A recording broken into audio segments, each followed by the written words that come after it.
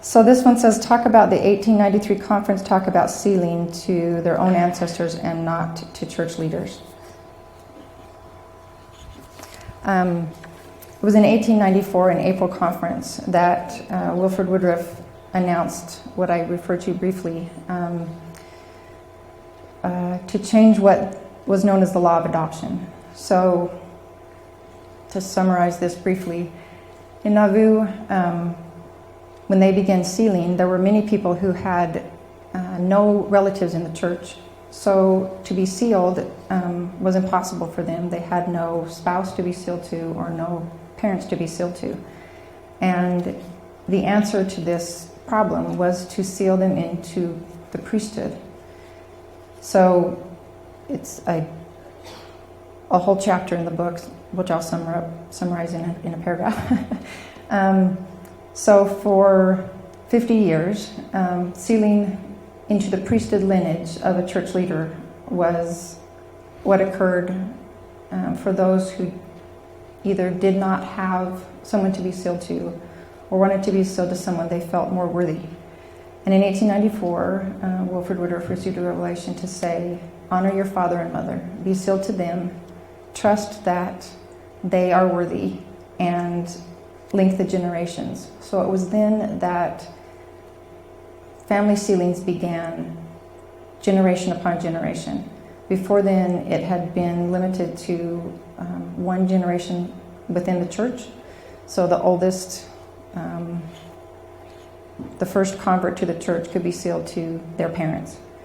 But the limitation on that was those who had died without being baptized in the church had not received the priesthood, had not been endowed, had not been sealed themselves. So they couldn't do that generation upon generation until they had generations of individuals within the church who had done the proxy work for generations who had passed on before. The next one says, did you say they could do proxy work for anyone they could identify? Does that mean living people too? So the proxy work was only for the deceased, but the expansion of temple work meant they could do work for anyone they could identify outside of their families, so that the broadening occurred to that it was acceptable to do work for others. And this had been done on occasion in Nauvoo, but it was the exception rather than the rule. This is did Wilford Woodruff really hide or live in top of the St. George Temple? So there's a great story about when Wilford Woodruff was hiding from the federal marshals, and he went to St. George for months at a time and lived with the Atkin family, and lived under an assumed name, Lewis Allen, who was a childhood friend of his. When he did have an apartment in the temple, which he stayed in, and the funny story is that somebody was praying that the prophet would be protected as he hid in the temple from the federal marshals, with federal marshals in the audience hearing him say that. But he did live there, and the St. George Temple has 18 sealing rooms, and there's also a whole floor that's not used, but those were, people were allowed to stay there, like apartments almost, because they would travel so long to get there. They would do work all day and then they would be allowed to stay there overnight. So to my knowledge, they've not identified the exact room that he lived in, but it was in the St. George Temple. So this question is, what happened to the temples that were abandoned? So in Kirtland, they expected to be there, and like I said, have these annual assemblies and use the Kirtland Temple as also just a meeting place. But when the apostasy occurred in 1837, 1838, the saints moved to Missouri, and those who took possession of the temple kept the temple in Kirtland, so the saints never returned to that one. In Nauvoo, the temple was abandoned in April of 1846 and was subsequently destroyed by fire, tornado, and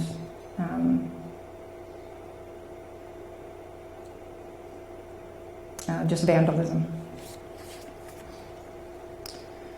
This one says,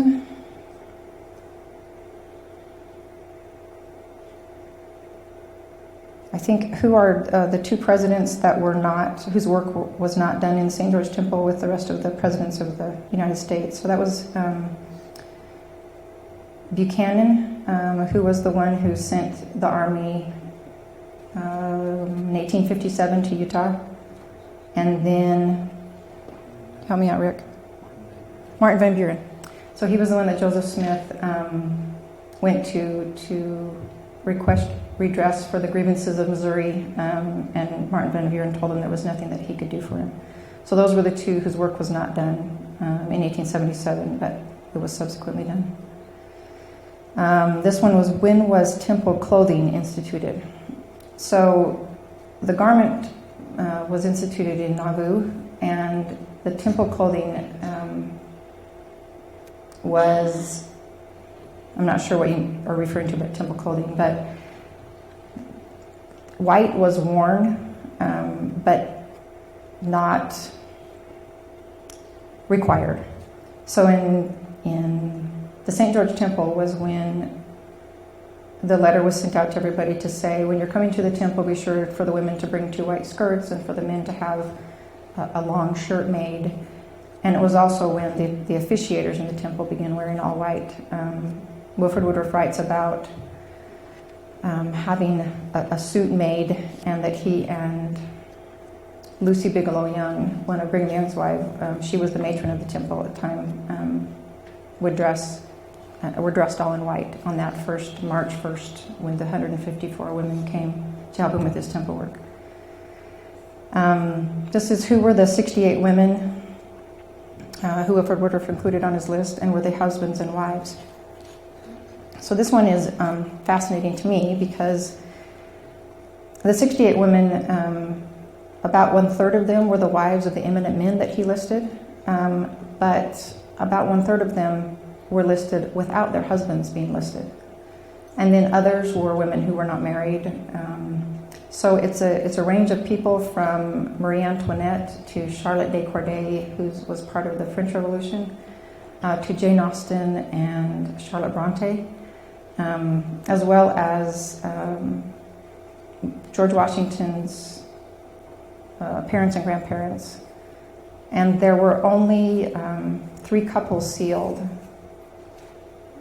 So again, it was a focus on the endowment and not sealing yet at that point.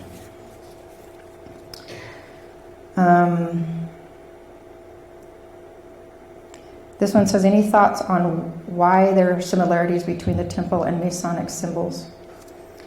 Wilford Woodruff talks about Masonry only 13 times in his journals of 7,000 pages, and he never talks about it in conjunction with the temple ceremonies. So my understanding of, again, I only studied the life of Wilford Woodruff, so I can't talk about general everything. But the Masonic symbols were also universal symbols of order or truth, or for Wilford Woodruff, he didn't find the two either exclusive or overlapping. The Masonic rituals were for a brotherhood, where the temple ceremonies were for godhood. So although they used similar symbolism to represent what each group was teaching, for Wilford Woodruff they were separate, and he didn't find any conflict in them.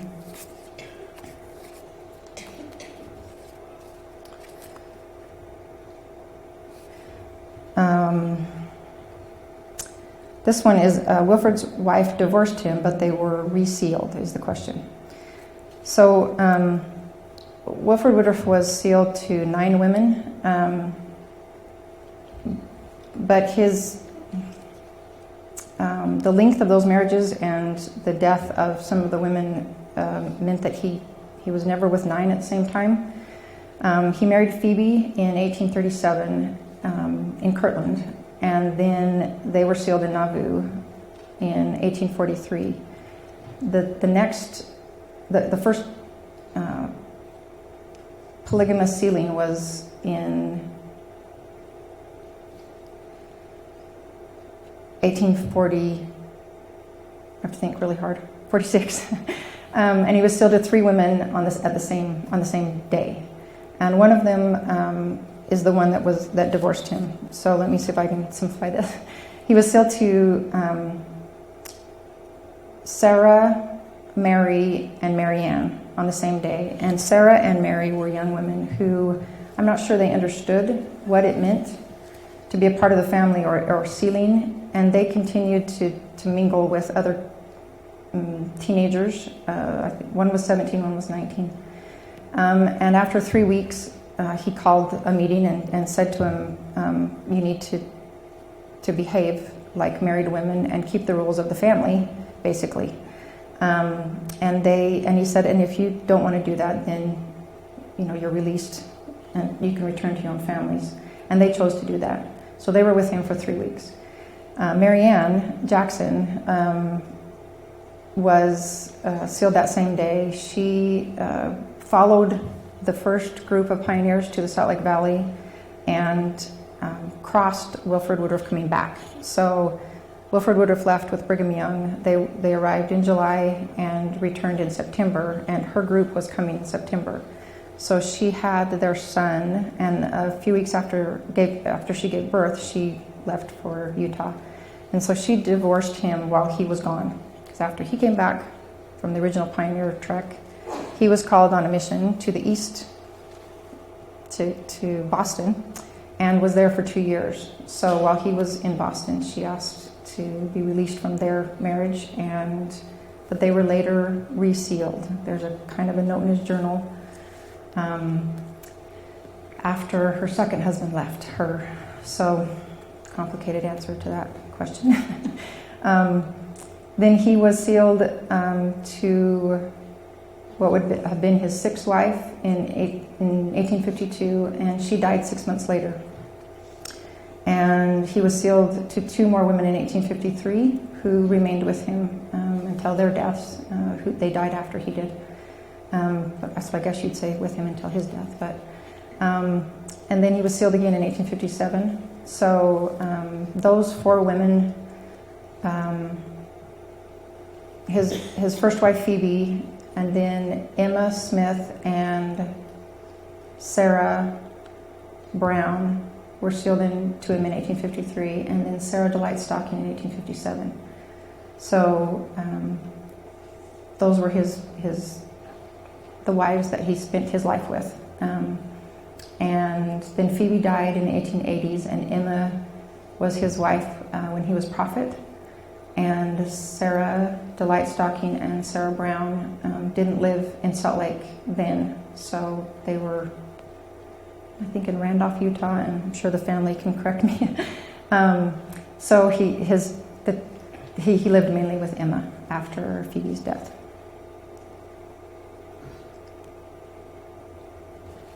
So this was a question on when was the endowment written? So that was in 1877. And this is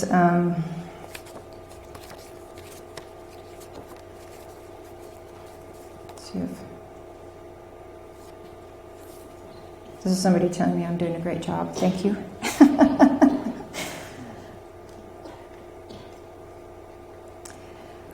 This question is, how much of your work has been blessed by revelation suited to your objectives?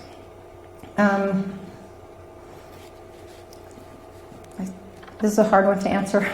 I think when I began my research, of course, I was just researching for me. I didn't ever expect to write a book or give firesides.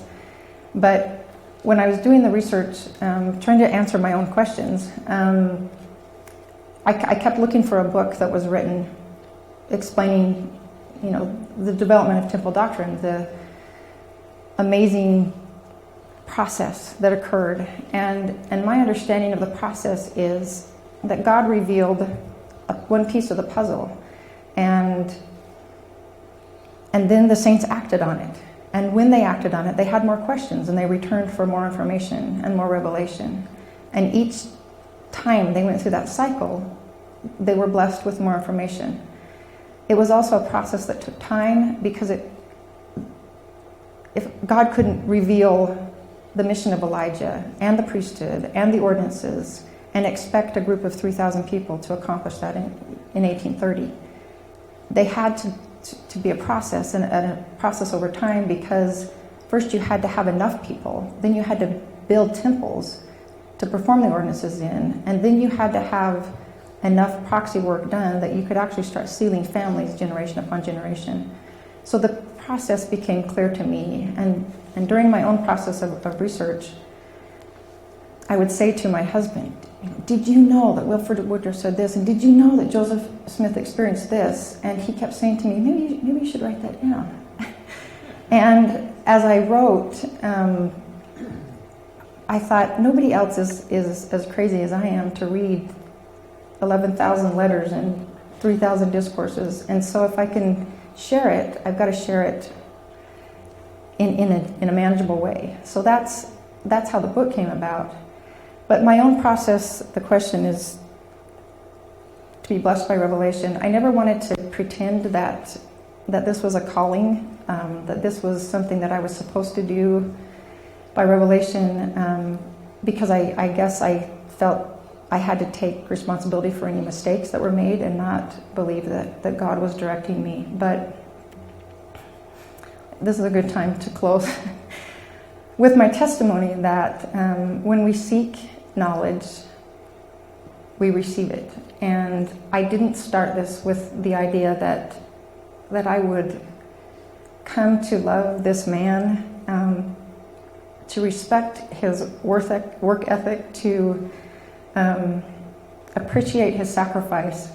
Nor did I expect to gain another deeper testimony of the prophet Joseph Smith and the sacrifices that he made, and his willingness to take that step into the darkness, to seek the light and to share what he learned.